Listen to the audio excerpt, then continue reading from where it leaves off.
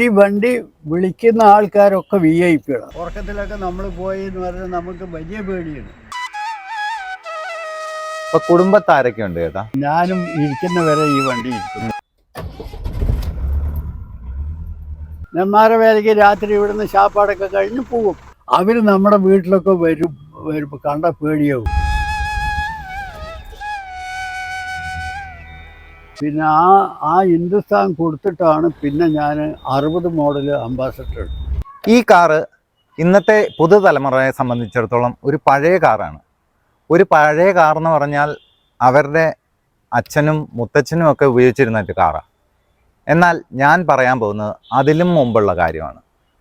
Hindustan Motors ambassador car ഇറക്കുന്നതിന് മുൻപുള്ള ഒരു കാലഘട്ടം 1955 പാലക്കാട് പറളിയിലുള്ള കൃഷ്ണേട്ടൻ വളയം പിടിക്കാൻ തുടങ്ങിയ വർഷമാണ്. നമുക്ക് ഇന്ന് അദ്ദേഹത്തെ പരിചയപ്പെടാം. നമസ്കാരം, വീലോസിറ്റിയിലേക്ക് സ്വാഗതം.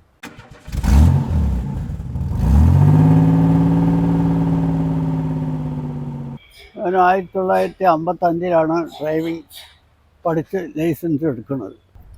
ഈ 55 എടുത്തിട്ട് ഞാൻ കോയമ്പത്തൂരായിരുന്നു ലൈസൻസ് എടുത്തത്.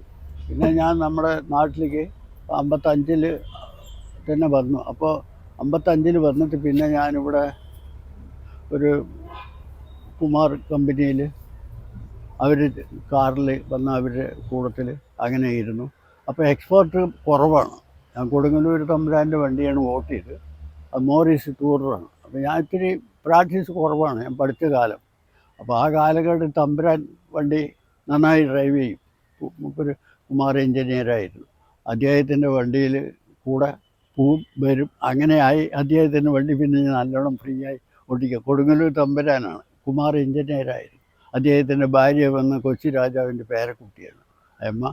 അന്ന് കാലത്ത് വളരെ നല്ല പെരുമാറും. ഞാനപ്പോൾ ആ കാലഘട്ടം ആദ്യത്തെ എൻ്റെ ഡ്രൈവിംഗ് ഫീൽഡിൽ അത് കഴിഞ്ഞ് വന്നിട്ടാണ് പിന്നെ ഞാൻ ഈ കുമാർ കെയർ ഓഫിൽ വടക്കേ കൂട്ടാല നായർ വീട്ടിൽ അഡ്വക്കേറ്റ് ഉണ്ടായിരുന്നു, മറ്റേ സിദ്ധാർത്ഥനുണ്ട്.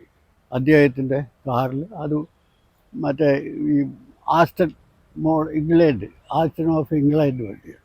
അതിൽ ശരിക്കും വണ്ടി ഓടിക്കാൻ തുടങ്ങി ഞാൻ തന്നെ, നല്ലോണം ഓടി. പിന്നെ പാലക്കാട് കോടതിയിലേക്ക് പോവുക വരിക വൈകുന്നേരം, അങ്ങനെയൊക്കെ അവരുടെ കൂട്ടത്തിൽ അങ്ങനെ ഇരുന്ന് പിന്നെ കുമാർ കമ്പനിയായിട്ട് അങ്ങനെയായി. അപ്പോൾ 62 പിന്നെ 62 വരെ അവരുടെ കൂട്ടത്തിൽ ഇങ്ങനെ നിന്ന് അങ്ങനെ ആയി. അപ്പോൾ അത് 62 പിന്നെ ടാക്സി വേണമെന്നുള്ളൊരു തോന്നൽ വന്നത്. ഈ 62 മുതലാണ് നമ്മൾ ഹിന്ദുസ്ഥാൻ വണ്ടി വാങ്ങുന്നത്. ആ വണ്ടി വാങ്ങിയിട്ട് ഞാൻ രാത്രിയും പകലും ഒക്കെ നല്ലോണം ഉറക്കൊഴിച്ച് ഓടിക്കുക. അത് മുഴുവൻ ആശുപത്രി ഓട്ടമാണ്. ഈ ആശുപത്രി ഓട്ടം അല്ലാതെ വേറെ ഒന്നും വണ്ടി വിളിക്കില്ല. അന്നും പഴയ കാലത്ത് ഈ വണ്ടികളൊന്നും ഇല്ലാത്തതുകൊണ്ട് ഈ കാളവണ്ടിയിലൊക്കെയാണ് ഈ ആൾക്കാരെ കൊണ്ടുപോകണമെന്ന് വരുന്നൊക്കെ. പഴയ കാലത്ത് സുഖമില്ല പറഞ്ഞ കാളവണ്ടി, ഭാരവണ്ടി, അതിലാണ് ഈ ആൾക്കാരെ കൊണ്ടുപോകുന്നത്.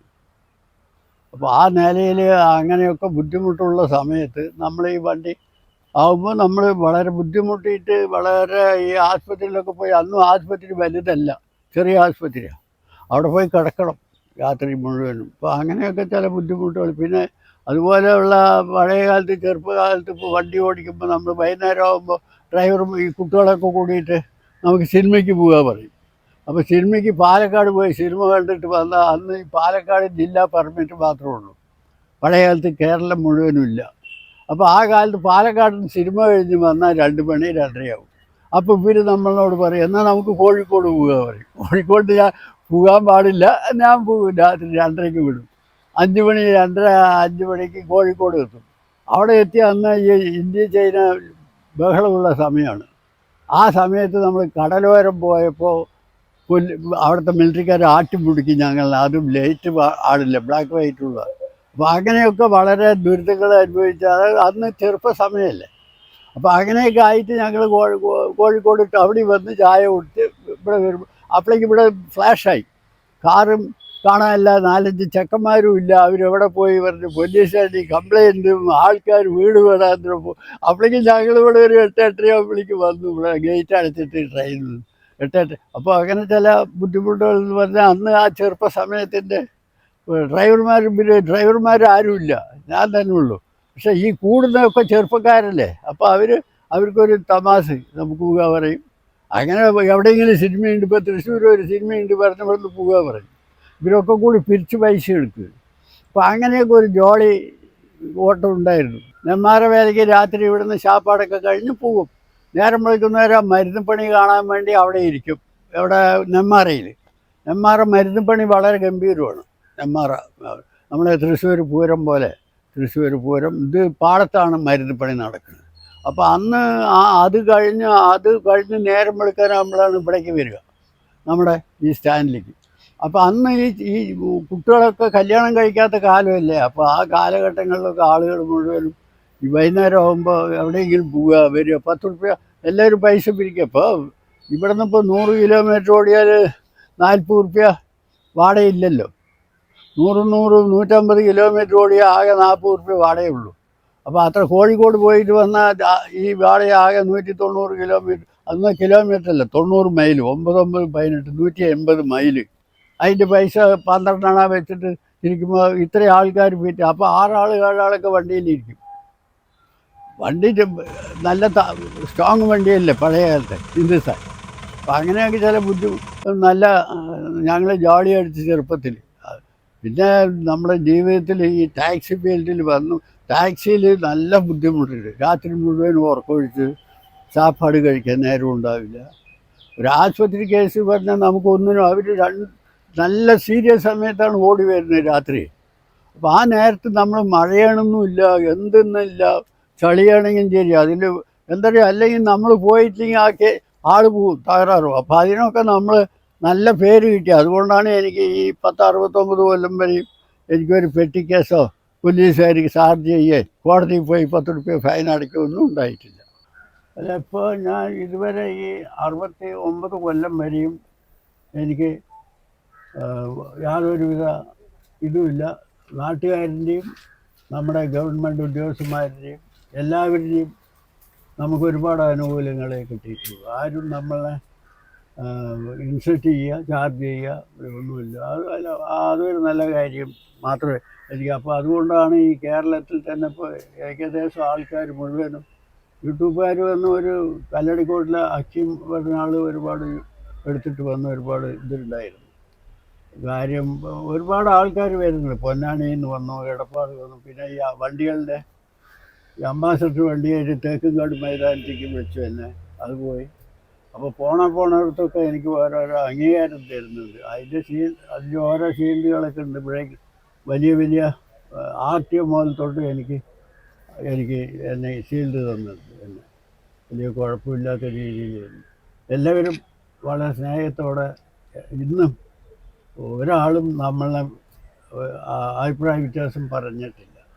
എന്തെങ്കിലും ദുരനുഭവങ്ങൾ ഉണ്ടായിട്ടുണ്ടോ ഈ ടാക്സി മേഖലയിൽ? ടാക്സി മേഖലയിൽ എനിക്ക് കള്ളത്തരത്തിൽ പൈസ ഉണ്ടാക്കാൻ ഞാൻ ശീലിച്ചിട്ടില്ല.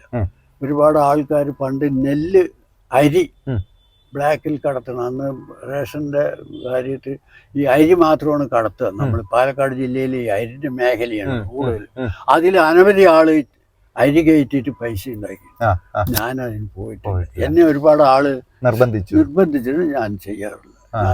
എനിക്ക് ഒരു ആൾ എന്നെ ഇടാന്ന് പറയാനും പാടില്ല, ഞാൻ ഒരു കുട്ടിനെ ഇടാന്ന് പറയുമില്ല. അപ്പം അങ്ങനെ പോലീസുകാരുടെ നമ്മളൊന്നും ചീത്തപ്പേര് വാങ്ങരുത്. അപ്പം അനവധി ഡ്രൈവർമാരും അതുപോലെ ഒരുപാട് ആൾക്കാർ ഈ അരി കടത്തിയിട്ട് പണം ഉണ്ടാക്കി അന്ന് കാലത്ത്.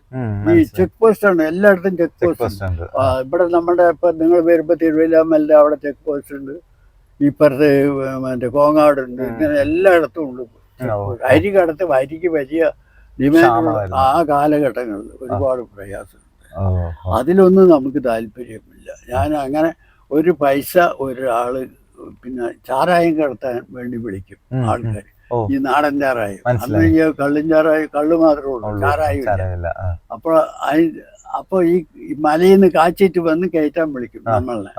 ഞാൻ പോവില്ല. അപ്പൊ അതുകൊണ്ട് എന്നെ ഉപദ്രവിക്കില്ല അവര്. എന്താ കാരണം പറഞ്ഞാൽ എന്നെ ഒരു ഏകദേശമുള്ള ആൾക്കാരൊക്കെ പ്രമുഖന്മാരെ അറിയും.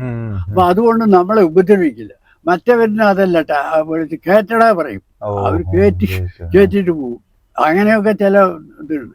അപ്പൊ അതിലൊക്കെ നമ്മളെ ഒന്നും ഉപദ്രവിച്ചിട്ടില്ല. പിന്നെ ഞാനൊരു കുടുക്കിൽപ്പെടുക പറഞ്ഞ് എന്നെ ഇവിടുന്ന് കാറ് വാടകയ്ക്ക് ഇലക്ട്രിസിറ്റിക്കാരൊരു ജൂനിയർ എഞ്ചിനീയർ ഏർപ്പാട് ചെയ്തിട്ട് ഞാനൊരു ഓട്ടം പോയി വേലന്താവളം, കോയമ്പത്തൂരിൻ്റെ അടുത്ത്. അവിടെ പോയിട്ട് ആ ചെക്കന്മാര് തോൽപ്പിക്കുന്ന ആളാണ്, അത് എനിക്കറിയില്ലല്ലോ. ഞാനും അവിടെ പോയി രാവിലെ പോയി നിന്ന് ചെക്ക് പോസ്റ്റിലൂടെ. അപ്പൊ എൻ്റെ കയ്യിൽ 200 റുപ്യ ഉണ്ടായിരുന്നു, അതും കൊടുത്തു. എന്തോ ഒരു ടയർ വാങ്ങണം, എന്നാ വാങ്ങിയിട്ട് വരാൻ. ഞാനിപ്പോ ഇയാളെ അയച്ചതല്ലെന്ന് പറഞ്ഞാൽ അങ്ങനെ രാവിലെ പോയി നിന്നിട്ട് വൈകുന്നേരം 8 മണി വരെ നിന്ന് പച്ചവെള്ളവും ആ ചെക്ക് പോസ്റ്റിൽ. അപ്പോൾ നമ്മൾ അറിയുന്ന ഒരു ചെക്കൻ അവിടെ ഉണ്ടായിരുന്നു. അപ്പൊ എന്താണ് ഇങ്ങനെയാണ് പറഞ്ഞത്. അയ്യോ കൃഷ്ണേട്ട, ഇവിടെ ഇങ്ങനെ ഒരു ഏർപ്പാടുണ്ട്, ഇവിടെ വന്നിട്ട് വണ്ടി വിളിച്ചിട്ട് വരിക, ചെമ്പ് കമ്പി അത് ഇത് കള്ളത്തരത്തിൽ കയറ്റാനാണ് വിളിക്കുന്നത്. അപ്പൊ അത് നിങ്ങളുടെ വണ്ടിയിൽ കയറ്റാൻ പറ്റാണ്ടായപ്പോ അവര് ഇങ്ങനെ ഇത് ചെയ്തു പോയത്. അപ്പൊ 200 പോയി. ഇവിടെ വന്ന് പിന്നെ ഇവര് അയച്ചാള് വാടക തന്നു. അത് വാടകന്റെ കാര്യം രാവിലെ മുതൽ വൈകുന്നേരം. അങ്ങനെ ചില അമിളി വളരെ ദുർലഭമാണ്, ഡ്രൈവർമാർക്ക് പറ്റാറുണ്ട്. പക്ഷെ ഇതിൽ ഞാനും അങ്ങനെ ഒരു അബദ്ധം. കുറവാണെങ്കിലും ഈ വണ്ടി വിളിക്കുന്ന ആൾക്കാരൊക്കെ VIP-കളാണ്. എല്ലാം ഡോക്ടർമാര്, അതുപോലെ നമ്മുടെ റൈഷാളുമാര്. ഏറ്റവും കൂടുതൽ ഈ ആശുപത്രി കേസ് ഞാൻ കൊണ്ടുപോകുമ്പോൾ എല്ലാ ഡോക്ടർമാർക്കും വലിയ കൗതുകമാണ്. ഈ വണ്ടിയിൽ കൊണ്ടുപോയി ഏറ്റിച്ചവന്ന് കൊണ്ടുപോയി പ്രസവിച്ചു. കാറിലൊരിക്കൽ പ്രസവിച്ചിട്ടുണ്ട്, ഒരു പെൺകുട്ടി പ്രസവിച്ചിട്ടുണ്ട് പണ്ട്. അപ്പോൾ ഇതൊക്കെ നല്ല ആൾക്കാർ, ഏറ്റവും ഇതിൽ യാത്ര ചെയ്യുന്ന ഏറ്റവും വലിയ ആൾക്കാർ. ഇപ്പോഴും ബെൻസ് വണ്ടിയുള്ള ആൾ ഈ വണ്ടിയിൽ ഒരു ഡോക്ടറിനുള്ള ആയുർവേദ ഡോക്ടർ. അപ്പോൾ അങ്ങനെയുള്ള അതുപോലെ ഒരുപാട് ഡോക്ടർമാർ, ഒരുപാട് വലിയ വലിയ ആൾക്കാരാണ് നമ്മളെ. ഇപ്പം കേരളത്തിൽ എത്ര ആൾക്കാരുണ്ട്. തിരുവനന്തപുരമുള്ള വലിയ വലിയ IG മുതലേക്ക് അച്യുതരാമൻ, നമ്മുടെ എറണാകുളം, അദ്ദേഹത്തിൻ്റെ ചങ്ങാതിയാണ് ഈ നാരായണകുട്ടി ഡോക്ടർ. അവരൊക്കെ നമ്മളെ നല്ലോണം അറിയാം. അപ്പോൾ അവർക്ക് എല്ലാ ആൾക്കാർക്കും വലിയ, തിരുവനന്തപുരത്തൊക്കെ അവർ കാറുള്ളവർ വന്നാൽ ഈ വണ്ടിയൊന്നും വേണം പറയും. അതിന് ഇതിൽ യാത്ര ചെയ്യും. നമ്മൾ വളരെ ഡ്രൈവിങ്ങിൽ ഈ 69 കൊല്ലം വരെയും എനിക്കൊരു ചാർജ് ഒന്നുമില്ല. പോലീസുകാർ ചാർജ് ചെയ്തിട്ടില്ല. ഞാൻ നിയമം തെറ്റി പോവില്ല. എന്നെ വലിയ, അപ്പോൾ ഉദ്യോഗസ്ഥന്മാർക്ക് എന്നെ വലിയ കാര്യമാണ്. ചേട്ടാ, ആ കാലം എന്ന് പറഞ്ഞാൽ ചേട്ടൻ വണ്ടി ഓടിച്ചു തുടങ്ങുന്നത് 1955-ലാണ് അല്ലേ? 55 എന്ന് പറഞ്ഞാൽ കാറെന്ന് പറഞ്ഞാൽ ആളുകൾ നോക്കി നിൽക്കുന്ന ഒരു കാലമായിരുന്നു അല്ലേ? ഒരുപാട് അതിശയമാണ്. വീടുകള്, വലിയ വലിയ ഇരുനില കെട്ടിടങ്ങള് ഒന്നുമില്ല. കാളവണ്ടികൾ പോലും, അതും ഒരുപാടൊന്നും ഇല്ല. പൊള്ളാച്ചിന്ന് കാളവണ്ടിക്കാണ് ഈ ഗുരുവായൂരിലേക്കൊക്കെ സാധനം എത്തിക്കേണ്ടത്. അപ്പൊ ആ കാലം ഒന്ന് നോക്കിയാല് ഈ അംബാസഡർ കാറ് കൊണ്ട് എന്ത് ഗുണങ്ങളാണ്, എന്ത് അഭിവൃദ്ധിയാണ് അത് നാടിന് ഉണ്ടായിട്ടുള്ളത്? ഓക്കെ, ചേട്ടൻ പറഞ്ഞു ഈ ആശുപത്രികളിൽ എത്തിക്കാൻ, അങ്ങനെയല്ലാതെ ആളുകൾ സാമ്പത്തികമായി ഈ ഒരു പ്രസവിച്ചിട്ട് കൂട്ടിയിട്ട് വരാൻ പോകുമല്ലോ, ഈ വണ്ടിന്റെ മേലെ മരത്തിന്റെ അലമാറ വെക്കും. അത് കാരിയർ ഉണ്ടായിരുന്നു. അപ്പൊ അങ്ങനെ എല്ലാ വണ്ടിക്കും അത് വയ്ക്കും.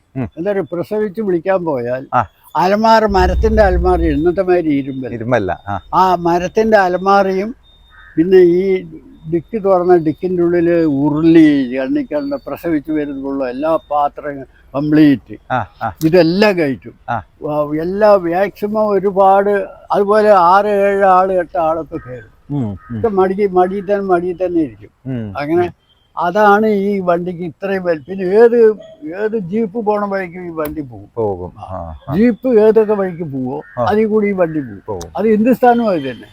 ഹിന്ദുസ്ഥാനും അതേപോലെയുള്ളൂ, സ്ട്രോങ് ബോഡിയാണ്. ഒക്കെ കാരിയറിൽ വെക്കും. 8-10 ആള് കയറും. പിന്നെ 10 ആള് പറഞ്ഞ നിസാരമാണ്. എന്താ പറയുക, ഒരു ബസ്സില്ല പറഞ്ഞ ബസ്സില്ലല്ലോ. ആൾക്കാർ ബസ് എപ്പോഴെങ്കിലും ഒരു ബസ്സല്ലേ പോവുള്ളൂ. പിന്നെ നടത്തുവാണ് ആൾക്കാർ മുഴുവനും പാലക്കാട്ടേക്ക് നടക്കുക. അപ്പോൾ അങ്ങനെയുള്ള കാലഘട്ടങ്ങളിൽ ഈ കാറ് തുടങ്ങിയപ്പോൾ നമ്മുടെ ഈ വണ്ടി, നമ്മളെ ഈ സ്കൂൾ കുട്ടികളൊക്കെ നമ്മുടെ വീട്ടിൽ നിന്ന് 8-10 കുട്ടികളൊക്കെ കയറും സ്കൂളിലേക്ക്. ഒക്കെ തട്ടി എല്ലാം കയറ്റി വിടും. 62-ലാണെങ്കിൽ പോലും അന്നൊക്കെ ടാക്സി എന്ന് പറഞ്ഞാൽ ഒരു കാറ് ഒരാളെ കൊണ്ട് വാങ്ങിക്കാൻ പോലും ഉള്ള ആ ഇല്ല. സാമ്പത്തിക സ്ഥിതിയില്ല. ഇന്നൊക്കെ ഒരു ബസ്സല്ല, ബസ്സിനേക്കാളും വലിയ വാഹനം ഏതെങ്കിലും വാങ്ങിക്കാൻ. അന്ന് ഈ 6000 ഉറുപ്പിക്ക് നമുക്ക് കടം തന്നാണ് കമ്പനി കുമാറുകാരെ. അപ്പൊ അദ്ദേഹം അവര് പറഞ്ഞു, എൻ്റെ ഏട്ടൻ അവിടെ ഡ്രൈവറായിരുന്നു. അപ്പൊ ഏട്ടനോട് അങ്ങനെ അവനെ കാറ് വാങ്ങുന്നതിനെക്കാട്ടി ഒരു 10-50 പേർക്ക് കൃഷിയും ഒരു വീടും ഉണ്ട്, അത് വാങ്ങിക്കണം. അപ്പം അത്രയും ആ കൃഷിക്കും ആ മറ്റേ ആ വീട്ടിനും കൂടിയിട്ട് 6000 വരുള്ളൂ. എന്നിട്ട് അത് 6250 ഉറുപ്പിക്ക് കാർ അന്ന് ഹിന്ദുസ്ഥാൻ വണ്ടി വാങ്ങിയാണ് ഞാൻ. പക്ഷെ അന്ന് ഈ കാറ് വേണമെന്നൊരു മോഹം വന്നു. നമ്മളിപ്പോ ഇങ്ങനെ വാഹനങ്ങളോട് ഒരു താല്പര്യം അതുകൊണ്ടാണ്. കുഞ്ഞുനാള് തൊട്ടേ ഉണ്ടായിരുന്നു. ചേട്ടൻ ജനിച്ചത് ഏത് വർഷമാണ്? 32. 1932 അല്ലേ? അപ്പൊ 92 വയസ്സായി. ഒരു 10 വയസ്സ് അല്ലെങ്കിൽ 15 വയസ്സൊക്കെ ഉള്ളപ്പോൾ ചേട്ടന്റെ ഓർമ്മകളിൽ എന്തായിരുന്നു? വാഹനങ്ങൾ ഉണ്ടായിരുന്നോ? വാഹനങ്ങൾ വളരെ കമ്മിയാണ്. കരിവണ്ടിയാണ്. ബസ് കരിവണ്ടി. നമ്മുടെ ഈ പാതയെ കൂടെ വരുന്നത് ഈ കരിയിട്ട് കത്തിച്ചിട്ട് ഓടുന്ന അങ്ങനെ വണ്ടികൾ അല്ലേ? ഈ പാർസൽ വണ്ടിയൊക്കെ കോയമ്പത്തൂരിൽ വന്നിട്ട് ഇവിടെ വന്ന് നേരം വയ്ക്കുന്നവരെ ഇരുന്ന് അവര് കരിവണ്ടി ഇത് സ്റ്റീമായിട്ട് പോകും. അപ്പൊ പെട്രോൾ ഡീസലിലൊന്നും ഓടാൻ തുടങ്ങിയിട്ടില്ല. വളരെ ഈ ലാറികളൊക്കെ. കാറുകൾ ഉണ്ടായിരുന്നു. വളരെ വളരെ അതിസമ്പന്നർക്കൊക്കെ വലിയ വലിയ വലിയ ആൾക്കാർ. പാലക്കാട് ജില്ലയിൽ തന്നെ കാറുള്ള ആളൊന്ന് BG സുകുമാരൻ, BS വിജയരാഘവന്റെ അച്ഛൻ, വലിയ ആളാ. BG സുകുമാരൻ പഴയ MP. അയാളുടെ അച്ഛൻ സുകുമാരൻ, അയാൾക്ക് കാറുണ്ട്. അതുപോലെ അതേപോലെ കുറച്ചിപ്പോൾ തേങ്കുറിശി പറഞ്ഞില്ല. ഈ തേങ്കുറിശി സൈഡാണ് ഇവരെയൊക്കെ എരുമൂര് തേങ്കുറിശിയൊക്കെ വീടുകൾ. അവർ വലിയ പ്രമുഖന്മാരാണ്. പിന്നെ നമ്മുടെ ഓർമ്മയിൽ കുമാറുകാർക്ക് കാറ്, കുമാർ കമ്പനി. ഇപ്പൊ കമ്പനി ഇല്ല. അതെവിടെയാ? കോയമ്പത്തൂരല്ല, ഇവിടെ പാലക്കാട്. നമ്മുടെ പോണ വഴി, പാലക്കാട്ടേക്ക് പോണ വഴി എടത്തറ. എന്ത് കമ്പനിയായിരുന്നു അത്? ഇരുമ്പ് കമ്പനിയായിരുന്നു. പഴയ എല്ലാ ഐറ്റങ്ങളും ഉണ്ടാക്കുക. കുമാറിലെ സൗത്ത് ഇന്ത്യയിൽ വെച്ച് ഏറ്റവും വലിയ പേരെടുത്ത കമ്പനിയാണ്. അപ്പൊ ഈ തൊഴിലാളികളുടെ പ്രശ്നം പൂട്ടിപ്പോയി. ഇവിടെ ഒരു കമ്പനി ഉണ്ട്. അപ്പൊ ഈ ഫ്ലാറ്റൊക്കെ വന്നത് ചെറിയ കമ്പനി, അതും പോയി. അപ്പുറത്ത് പച്ചപ്പി ഉണ്ട്. പിന്നെ പുഴയുടെ അപ്പുറത്ത് ഓട്ട് കമ്പനി ഉണ്ടായിരുന്നു. അതൊക്കെ പൂട്ടി, എല്ലാം പൂട്ടി. ചേട്ടന് 1962 ആദ്യം സ്വന്തം കാറായിരുന്നു? അന്ന് സ്വന്തമായിരുന്നു. 60 മോഡൽ അംബാസഡർ എടുത്തു. Ambassador mark 1. അത് ചെറിയ ഗ്രില്ല്, നല്ല ഇതൊക്കെ ആയിട്ട്. അപ്പൊ 60 മോഡൽ ആ വണ്ടി. പിന്നെ ഈ വണ്ടി 3 അംബാസഡർ 2 ഹിന്ദുസ്ഥാനാണ്. അത്രേ ഉപയോഗിച്ചിട്ടുള്ളൂ അല്ലേ ഇത്രയും വർഷത്തിനിടയ്ക്ക്? 3 അംബാസഡറും 2 ഹിന്ദുസ്ഥാൻ. അത് ശരി. ഇത്രയും കൊല്ലം ഈ വണ്ടിയൊക്കെ ഇപ്പൊ ഞാൻ 30 കൊല്ലമായി പറഞ്ഞില്ല. അപ്പൊ ഏറ്റവും കൂടുതൽ ദൈർഘ്യം ഈ വണ്ടിയാണ്. ചേട്ടൻ എടുത്തപ്പോ ഇത് പെട്രോൾ ആയിരുന്നോ? അതെ, പെട്രോൾ ആയിരുന്നു. ചേട്ടനാണ് BMC കയറ്റിയത്. ഒരു കൗതുകം കൊണ്ട് ഞാൻ ചോദിക്കുക, അന്നത്തെ കാലത്ത് ഡീസൽ ആക്കുമ്പോ എല്ലാവരും മെറ്റഡോറിലേക്കായിരുന്നു. അതെ. ചേട്ടൻ എന്തുകൊണ്ടാ BMC എടുത്തത്? ഞാൻ ഈ BMC പെട്രോൾ വണ്ടിന്റെ മറ്റേ ഗുണമാണ് സൗണ്ട് ഇല്ല. പിന്നെയാണ് ഈ അന്ന് BMCക്ക് ഈ മെറ്റഡോർ ഇഞ്ചൻ എന്തുകൊണ്ട് അവർ ഇറക്കണം പറഞ്ഞു. അന്ന് ഈ മെറ്റഡോർ അവർ ഇറക്കിയിട്ടില്ല. മറ്റേ വലിയ വണ്ടിക്ക് വരുന്ന ഇഞ്ചനാണ് ഇവര് 301 ഇറക്കിയിട്ടില്ല. 301 ഇറക്കിയിട്ടില്ല. 305 ഉള്ളൂ. അതെ. അയ്യോ, ആ വണ്ടി അത് കയറ്റിയാൽ ഒരു എല്ലാം തവിട് പൊടിയോ. ഭയങ്കര 301 വലിയ തെറ്റില്ല. അപ്പൊ ഞാൻ പിന്നെ ഈ BMC വരുന്ന കമ്പനി പെട്രോൾ ഇഞ്ചനുമായിട്ട് അതുകൊണ്ടാണ് ഇത്. പിന്നെ AC-ക്ക് ഈ പുതിയ വണ്ടികൾക്ക് പറ്റുള്ളൂ AC, ഈ BMC. അതൊക്കെ കുറച്ച് നേരത്തെ ഫെയിലിയർ ആയിട്ടുണ്ട് ചില ആൾക്കാർക്ക്. ഓക്കെ. അപ്പം ഇതാണ് ഏറ്റവും കൂടുതൽ. പക്ഷെ ചേട്ടൻ ബാക്കിയുള്ള വണ്ടികളൊക്കെ ഒരു 5 കൊല്ലം അല്ലെങ്കിൽ അങ്ങേറ്റം ഒരു 10 വർഷം വരെ ഉപയോഗിച്ചോളൂ അല്ലേ? ഈ കാർ എന്തുകൊണ്ടാണ് ഇത്രയും വർഷം ഉപയോഗിക്കാൻ കാര്യം? ഇത് ഒരുപാട് ലോകം മുഴുവനും അറിയപ്പെടുന്ന വണ്ടിയാണ്. അല്ല, അത് ഈ അടുത്ത കാലത്തല്ലേ? പക്ഷെ അതിനു മുമ്പ് എങ്ങനെയാ, എന്താ ഇത് കൊടുക്കാതിരിക്കാൻ? വണ്ടി പറഞ്ഞ ഇതൊരാള് മരിക്കുന്നതിന് മുമ്പ് പണം തന്നിട്ട് ഇഞ്ചൻ കയറ്റാനും ഒക്കെ പണം തന്ന ആളാ. അപ്പൊ അദ്ദേഹത്തിന്റെ ഓർമ്മയ്ക്ക് വേണ്ടി ഈ വണ്ടി ഞാൻ നിലനിർത്തുന്നു. അദ്ദേഹമാണ് എനിക്ക് ഈ വണ്ടി വാങ്ങാൻ 30,000, ഇഞ്ചൻ വാങ്ങാൻ 45, അങ്ങനെ 10,000-75,000 രൂപ ആ കാലത്ത് തന്നത്. അദ്ദേഹത്തിന്റെ 93-ല്. അദ്ദേഹത്തിന്റെ സ്മരണയ്ക്കാണ് ഈ അപ്പൊ അത് വണ്ടി കൊടുക്കേണ്ട വണ്ടി ഇപ്പൊ പിന്നെ ഇവര് ഞാനും ഇരിക്കുന്ന വരെ ഈ വണ്ടി ഇരിക്കുന്നത്. ഞാൻ പെർമിറ്റ് ക്യാൻസലാക്കി ഇപ്പോൾ കഴിഞ്ഞ കൊല്ലോട് ക്യാൻസലാക്കി. 5 കൊല്ലത്തിന് ടാക്സി കിട്ടി. എന്താ ക്യാൻസൽ ആക്കാൻ കാര്യം എന്താണ്? അതിപ്പോ എനിക്ക് ഓടിക്കാൻ വയ്യ. ഞാൻ ഇപ്പൊ ട്രിപ്പ് വിളിച്ചാൽ പോണില്ല. അപ്പൊ അത് നമുക്ക് ആശുപത്രി കിടന്നപ്പോ ഈ ആശുപത്രിയിൽ നമ്മളെ കാർഡിയോളജിസ്റ്റ് ഡോക്ടർ നോക്കിയിട്ട് വണ്ടി ഓടിക്കാൻ പാടില്ലെന്നൊക്കെ പറഞ്ഞു. ആ വകുപ്പ് ഇനി അവരെ ധിക്കരിച്ചിട്ട് അങ്ങനെ ഇപ്പോഴും ആൾക്കാരെ എന്നെ വിളിക്കും. ഇവിടെ തൃശ്ശൂര് നമ്മുടെ തൃപ്പരയായിരുന്ന ഒരു കൂട്ടർ കല്യാണത്തേക്കിന് ഈ വണ്ടി വേണം പറഞ്ഞിട്ട് ബുക്ക് ചെയ്ത് അവരിവിടെ വന്ന് ജോഡിച്ച് 2 കൂട്ടർ കൂടി ജോഡിച്ച് ഇവിടുന്ന്. ചേട്ടൻ വേറെ ഏതെങ്കിലും കാർ ഓടിച്ചിട്ടുണ്ടോ? ഞാൻ ഒരുപാട് കാർ ഓടിച്ചു, പ്രൈവറ്റായി പറഞ്ഞില്ലേ. പുതുതലമുറയിലുള്ള കാറുകൾ ഓടിച്ചിട്ടുണ്ട്? പുതിയ തലമുറയിലുള്ള വണ്ടി ഓടിച്ചിട്ടില്ല. അത് പഴയ വണ്ടി. അപ്പൊ കുടുംബത്ത് ആരൊക്കെ ഉണ്ട് ചേട്ടാ? കുടുംബത്തിൽ എനിക്ക് 5 മക്കളാണ്. 3 ആണ്, 2 പെണ്ണ്. ഞങ്ങളിപ്പോ എല്ലാവരും ഉണ്ട്. എല്ലാവരും കല്യാണം കഴിച്ചു. 4 മക്കൾക്ക് കുട്ടികളുണ്ട്. ഈ ഒടുവിലത്തെ മകൾക്ക് കുട്ടികളില്ല. കുട്ടികളിപ്പോ ഒടുവിലത്തെ മകളാണ് എൻ്റെ കൂടെയുള്ളത്. വരുമാന ജോലി പാലക്കാടാണ്. നമ്മൾ ഒരുപാട് വ്യക്തികളെ കണ്ടിട്ടുണ്ട്. വെലോസിറ്റിയിലൂടെ തന്നെ ഒരുപാട് കാറിനോട് പാഷൻ ഉള്ളവരെ പരിചയപ്പെട്ടിട്ടുണ്ട്. പക്ഷേ ഇത്രയും ഏജുള്ള 92 വയസ്സുള്ള കൃഷ്ണേട്ടൻ്റെ കഥയാണ് നമ്മൾ ഈ കണ്ടത്. കൃഷ്ണേട്ടന് വെറും ഒരു ടാക്സി ഡ്രൈവർ ആയിരുന്നില്ല. കൃഷ്ണേട്ടന് പാഷൻ ഉണ്ടായിരുന്നു. ആ പാഷൻ കാണണമെങ്കിൽ ഈ വാഹനത്തിൻ്റെ ഇൻറ്റീരിയർ നോക്കണം. വളരെ വെൽ മെയിൻറ്റെയിൻഡ് ആണ്, നീറ്റ് ആൻഡ് ക്ലീൻ ആണ്. കൃഷ്ണേട്ടൻ എന്നും തൂത്ത് തുടച്ചാണ് ഈ കാറ് സംരക്ഷിക്കുന്നത്. കൃഷ്ണേട്ടൻ എല്ലാ ആരോഗ്യ സൗഖ്യങ്ങളും നേർന്നുകൊണ്ട് ഈ വീഡിയോ ഇവിടെ അവസാനിപ്പിക്കുകയാണ്. ഈ വീഡിയോ ഇഷ്ടമായെന്ന് കരുതുന്നു. ഇഷ്ടമായെങ്കിൽ ലൈക്ക് ചെയ്യുക, നിങ്ങളുടെ അഭിപ്രായങ്ങൾ കമൻറ്റ് ചെയ്യുക.